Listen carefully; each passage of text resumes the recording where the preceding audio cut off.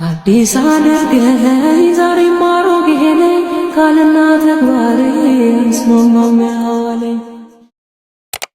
በተለይ ሴቶች እንዴት ነው እንዴት እየሄድኩ ነው በፊት የነበረኝ እንዴት እያጣሁት ነው እያሉ ዝም ብለው ያያሉ።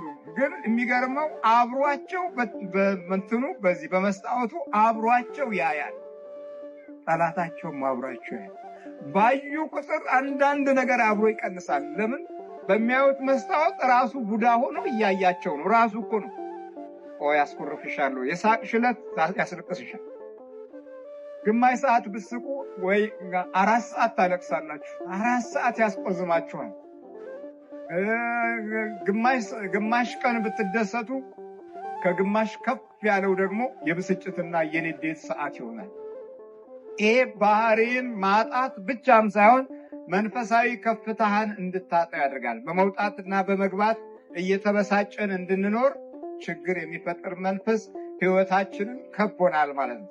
አንዳንድ ሰዎች የግድ ጤናቸው እስኪነካ ብቻ ነው የሚጠብቁት። ከዛ ውጪ በምንም መንገድ በመናፍስት እንደተያዙ አይገባቸውም። የማይገባቸው ዋናው ትልቁ ችግር ደግሞ ሰውነታቸውን ስለማያማቸው ነው። ግን ውስጣቸው ጠፍቷቸዋል። የውስጥ ፍለጋ ጉዞ ረጅም ዘመን ይሄዳሉ። ይሄ ረጅም ዘመን መጓዝ አሁን በዘመናችን እንኳን ክርስቲያኑ በመንፈሳዊ ህይወት ያሉ ሰዎች ሁሉ እንኳን ውስጥን ማጣት የተለመደ ችግር ነው። ስለዚህ በመውጣትና በመግባት መባረክ የሚለው መንፈሳዊ ጸጋ እያጠረን ኖረናል ማለት ነው። ጌታ ግን ያለው ምንድነው? 3ቱን ነገሮች ብትሰማ፣ ቃሌን ብትሰማ፣ ብታደርግ፣ ብትጠብቀው በመውጣትና በመግባት ምን ትሆናለህ አለ? ብሩክ ትሆናለህ ይላል። በመጨረሻ ወደ ታች ስትወርዱ ደግሞ ወደ ቁጥር 33 አካባቢ ላይ ከምታየው ነገር የተነሳ እብድ ትሆናለህ ይላል። ከምታየው ነገር የተነሳ በሉስቲ እብድ ትሆናለህ። እብደትን በቀላሉ እንለምዳለን ማለት በቀላሉ ሲራቆቱ እንራቆታለን፣ ሲንጨባረሩ እንጨባረራለን። አሁን ወንዶቹ ዛሬ በዛ ወደ ኢትዮጵያ ስትሄዱ ማታ ላይ ብታያቸው ደንበኛ ጋኔል የመጣባቸው ይመስል። ከጨለመማ በቃ ያው ወደዛ አካባቢ መብራት ይጠፋል። ጨለም ብሎ ከሄደ እዚህ ጋር የቆመው ቀንድ ነው የሚመስላችሁ። ጸጉሩን አቁሞ ማለት ነው። ከምታየው ነገር የተነሳ ምን ትሆናለህ? እብድ ትሆናለህ። እውነት ነው። ሰው አይቶ ያብዳል ማለት።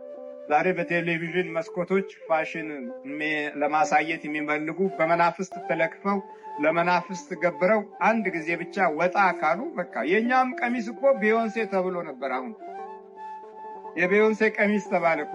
ሸማኔው እኮ ያዘጋጀው እኮ እና ልክፍት ነው። አሁን ቢዮንሴ ምናምን ለመናፍስት ደማቸውን እየሰጡ እርስ በርሳቸው እየተጣጣጡ የሚኖሩ ናቸው።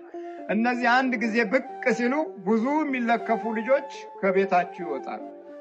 ከምታየው ነገር የተነሳ ምን ትሆናለህ? እብድ ትሆናለህ። አውቀን በቃ በገዛ ገንዘባችን እናብዳለን፣ በገዛ ጌጣችን እናብዳለን፣ በገዛ አካላችን እናብዳለን። ይሄ ሁሉ ታዲያ መንፈሳዊ ከፍታዎቻችን ሲጠፉብን የምንገባበት ዕጣና ዕድል ነው። እንደ ሀገርና እንደ ሕዝብ ስንሆን ደግሞ ብዙ የበረከት አባቶች ነበሩን። ሲወጡና ሲገቡ የተባረኩ ነበሩን። ዛሬ ያንን ቡራኬ ረስተነው ዘመኑንና ጊዜውን እንመስላለን ብለን የዘመናዊነት መንፈስ ጎዳን፣ የዘመናዊነት መንፈስ አጠቃን። ስለዚህ በሕይወታችን ዘመን የምንባረከውና ከፍታችን እድሉን ይዞ እንዲቆይ ከሚያደርገው ክፍል ውስጥ አንዱ ውስጥህን ማግኘት ነው። ውስጥን ለማግኘት ደግሞ መጸለይና መንበርከክ ያስፈልጋል። እሺ፣ አሁን የአምልኮት የጸሎት አዘረጋጎች አሉ። ትንበረከካለህ።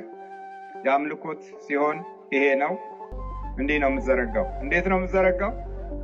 እንደዚህ ነው፣ ወደ እግዚአብሔር ማለት ነው። ይሄ የአምልኮት ነው።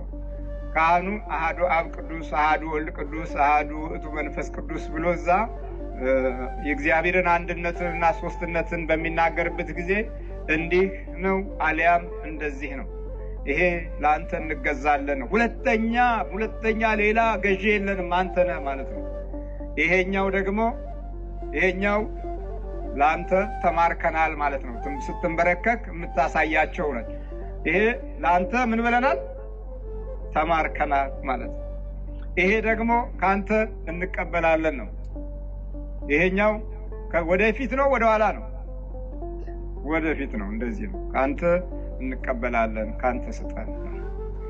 ይሄ ገንዘቡ ሲቸግርህ፣ በረከት ስታጣ፣ ምን ስትል አልባረክ ሲልህ፣ የሰራው የነካው እምቢ ሲልህ፣ ይሄው ካንተ ልቀበል ነው፣ ባንተ ይሻላል፣ የአንተ ስጠኝ። ነጩም ይሰጠኛ ተመልሶ ይሄዳል፣ ግን አንተ እጄ የሚገባውን አንተ ባርከው ትላል። ከዚህ ደግሞ እንዲህ ታደርግና አስራት ትሰጣለህ። ይሄ እንዲህ ዘርግተሃል አለ፣ እሱ ይሰጥሃል። መንገድ አለው፣ መስጫ መንገድ አለው። ይሰጥሃል። ሲሰጥህ አስራት ታወጣለህ። በጎ ትሆናለህ፣ ቅን ትሆናለህ፣ ለሌሎች የምታስብ ትሆናለህ። በጥቂቱ ባለህ ለሌሎች ማሰብ ከጀመርክ ለአንተ በብዙ እግዚአብሔር ያስብልሃል። በብዙ ይሰጣል እኮ አለ። በብዙ ያቅበታል እኮ ደግሞ መስጠት ስፈልግ። አንዱን አረመኔ እኮ ነው ለአንተ አሸክሞ እንዲሄድ የሚያደርገው። ቀላል እኮ ነው ለመስጠት ሲፈልግ። ስለዚህ ይሄኛው ሕሊናዬን ልቦናዬን ማርክ፣ አንተ ግዛ። ይሄኛው አንተን አመልካለሁ፣ ይሄኛው ካንተ እቀበላለሁ። ከዚህ በኋላ ከፍታህ ይጨምራል። እግዚአብሔር ያለውን ፍቅሩንና ጸጋውን ያበዛልሃል። ልብህንና አእምሮህን ሕሊናህን ይባርክልሃል። በጉልበትህ ስትንበረከክበት ደግሞ በጉልበትህ ውስጥ የሚገቡ እንደፈለጉ የሚወስዱህ እንደፈለጉ የሚነዱህ ያቆማሉ። መጸለይ በአንደበትህ ስትጀምር እንደፈለገ የሚያጠጣህ እንደፈለገ የሚያቃዥህ ይቆማል። ለምን? በአፍህ ጸለይክበታ። ከዛ የጸለይክበትን አፍ ይህንን ድራፍቱን ቢራውን ግባ ብትለው አይገባም። እውነቴን ነው። የሚበቃህም ብቻ ትጠጣለህ። አቁም ይልሃል። እዚች የሆነ ቦታ ላይ ማቆሚያ ያበጅልሃል። ያመሰገናችሁበትን አንደበት ክፉ ኃይል እንደፈለገው አያበላሸውም። ሌላው ያጸለይክበትን አንደበት ክፉ ነገር አትናገሩበትም። ይሄ ሐሜቱ፣ ጥላቻው ምናምኑ የሚመጣው መጀመሪያውኑ በአንደበታችን ጸሎት ስለሌለ ነው። እየሰማችሁ ነው? ጸሎት ሲባል ደግሞ የሚከተሉትን መንገዶች የሚያሟላ ነው። መጀመሪያ ጸሎት ምንድን ነው የሚለውን ስናይ ጸሎት አንደኛ ከእግዚአብሔር ጋር የምትገናኝበት በቃሉ ሳይሆን በልብህ ሲሆን አባታችን በሰማይ የምትኖር ስምህ ይቀደስ፣ መንግስትህ ትምጣ፣ ፈቃድህ በሰማይ እንደሆነች እንዲሁም በምድር ትሁን። ይሄ ጸሎት አይደለም። ይሄ ቃል ብለህ እያወራህ ዜና እየተናገርክ ነው። ይሄ አይደለም። አሁን የዜናው ጸሎት ነው ያስቸገረን እኮ። ሰላም አላመጣ ያለው፣ ጽድቅን አላመጣ ያለው፣ ፍቅርን አላመጣ ያለው የዜና ጸሎት እየሆነብን ነው። የድምፅ ጸሎት ብቻ እየሆነ ነው። ከውስጥ አይደለም የሚወጣው። እስቲ ምላስ ላይ ብቻ እንደዚህ እንደ ሲም ካርዱ እንደ ሞባይሉ መልስ የሚሰጠው ሞባይል አለ። ብሯን ላጥ ታደርግና የቀረህ ትንሽ ነው ትልሃለች። በቃ አንዴ ተሞልታለች። አንድ ጊዜ ስለተሞላች እንደዛ ነው። ስትቀበልህም ታንኪው ትልሃለች። መጨረሻ ላይ ግን ፈቃድ አትሰጥህም። ምስጋናዋ ከበላች በኋላ ነው። ሌባ ናት እኮ። እውነቴን ነው የምላችሁ። እና እንዲህ አይነት ነው። እንደዛ መሆን የለበትም። የኛ እንደዚህ አንድ ጊዜ እንደተሞላ ሞባይል መሆን የለበትም። ከውስጣችን ነው መውጣት ያለበት። ከውስጥ በሚወጣበት ጊዜ ተንኮልም በራሱ ትንቁታላችሁ። ቆሻሻ ነው ትላላችሁ። ግፍን ትነቁታላችሁ። መጥፎ ጠባይን ትንቁታላችሁ። ርግማንን ትንቁታላችሁ። ሐሜትን ትነቁታላችሁ። ትችትን ትንቁታላችሁ። ከዛ በኋላ የእግዚአብሔር ከፍታ ከእናንተ ኋላ ይመጣል፣ ከፊትም ይቀድማል። በዚህ ጊዜ በየትኛውም ቦታ ብትሄዱ የእግዚአብሔር ክብር የሚታይባችሁ ይሆናል። አሕዛቡ ራሱ ከእናንተ ይማራል እንጂ እናንተ ከአሕዛብ አትማሩ። አሁን ከአሕዛብ እየተማርን ጉዳችን ፈላ። እነሱ ሲጨነቁ እንጨነቃለን፣ ሲያብዱ እናብዳለን፣ ሲጮሁ እንጮሃለን፣ ሲናደዱ እናደዳለን፣ ሲበሳጩ እንበሳጫለን። መንፈሳቸውን ወረስ ነው። መንፈሳቸው ከሕይወታችን ጋር ተስማማ። መታወክ የበዛብን ሆነ። ስለዚህ እንዲህ እንዳይሆን ጸሎት መጀመሪያ ከልቦና ውስጥ አብሮ መውጣት አለበት። ስትጸልየው አብሮት ይወጣል። ቀጥሎ ከአእምሮ ጋር ትስማማለህ። ቀጥሎ ከህሊና ጋር ትስማማለህ። እነዚህ ሶስቱ መስመሮች አንድ በሚሆኑበት ጊዜ እግዚአብሔር ካንተ እልፍኝ ውስጥ ሳይሆን ካንተ ልብ ውስጥ ነው ያለው። ከናንተ ጓዳ ውስጥ ሳይሆን ከናንተ ህሊና ውስጥ ይሆናል በመንፈስ ቅዱስ ማለት ነው። ከዚህ በኋላ ወሬኞች ሲመጡ ወሬ አልወድም ትላለህ። አሜት አልወድም፣ ነገር አልወድም፣ አልፈልግም። ሌላ እንጫወት፣ ስለ መንፈሳዊ ጸጋ እንጫወት፣ ስለ እግዚአብሔር ክብር እንጫወት ብለህ ቋንቋ ታስለውጣላችሁ።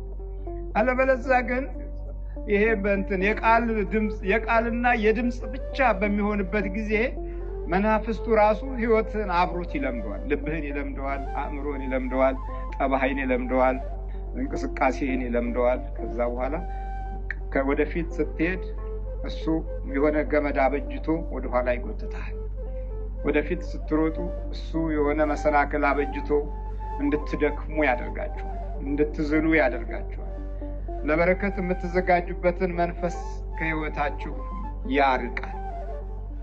እግዚአብሔር ማስተዋሉን ይስጠን። በመውጣት ብሩክ ትሆናለህ፣ በመግባት ምን ትሆናለህ አለ? ብሩክ ትሆናለህ።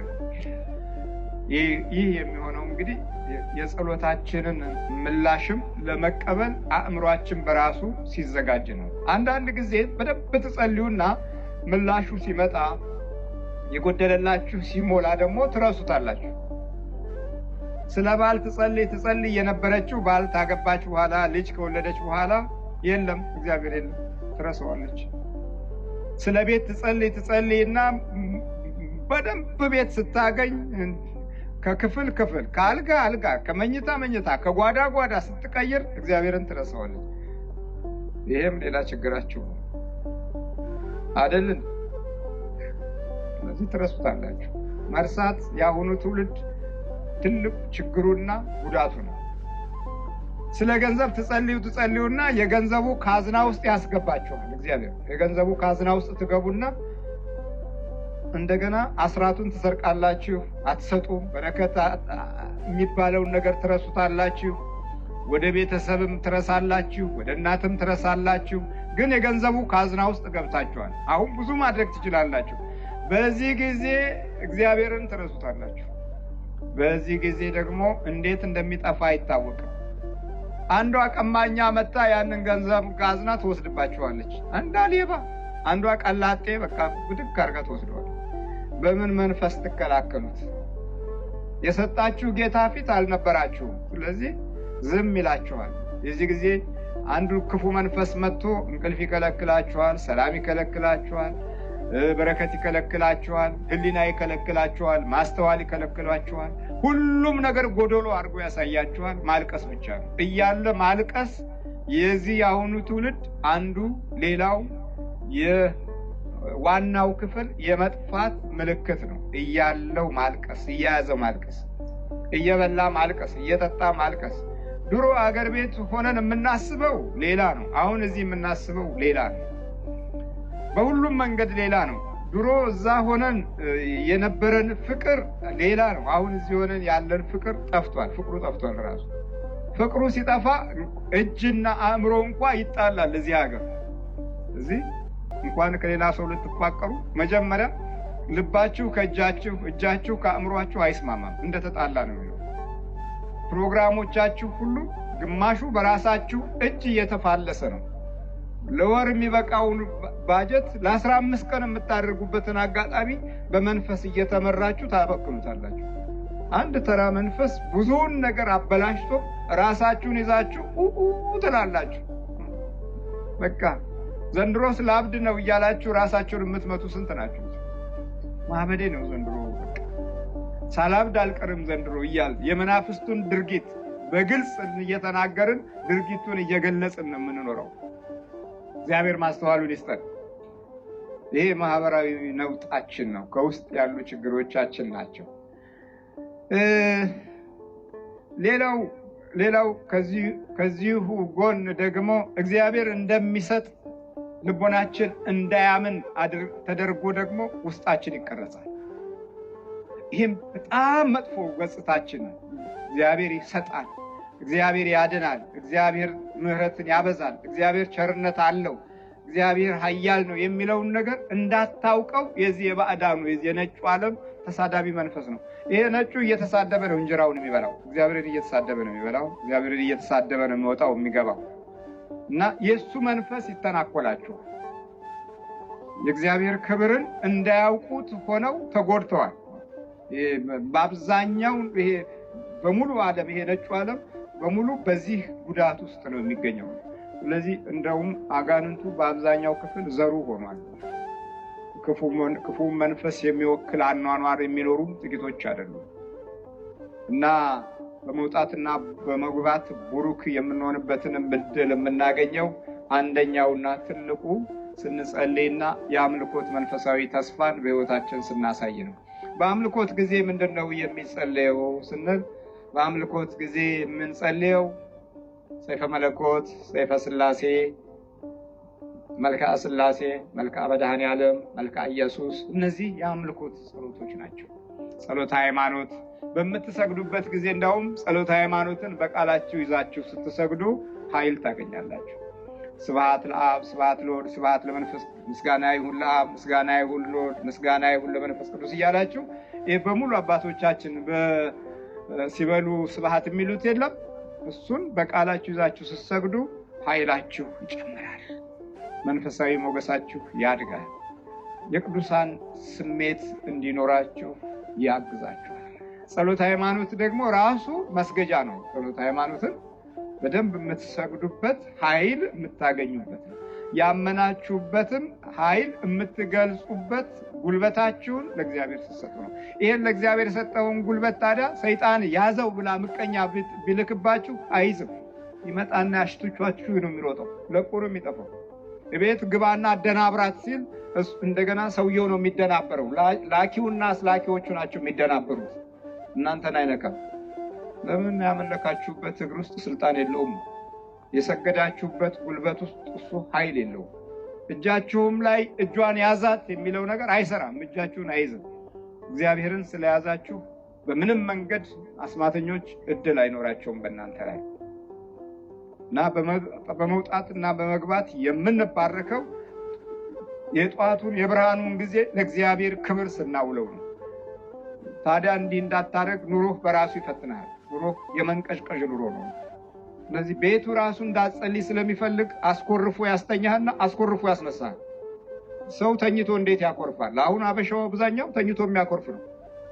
ማለት ተኝቶ ማኩረፍ ማለት ተጣልቶ ይተኛል፣ ሲነሳም ተጣልቶ ይነሳል። ከራሱ ጋር ተጣልቶ ይነሳል። ከዛ በኋላ ቀኑ እንዴት ይባረካል? ችግር እኮ ነው። እንዴት ቀን መልካም ሊያወራ ይችላል?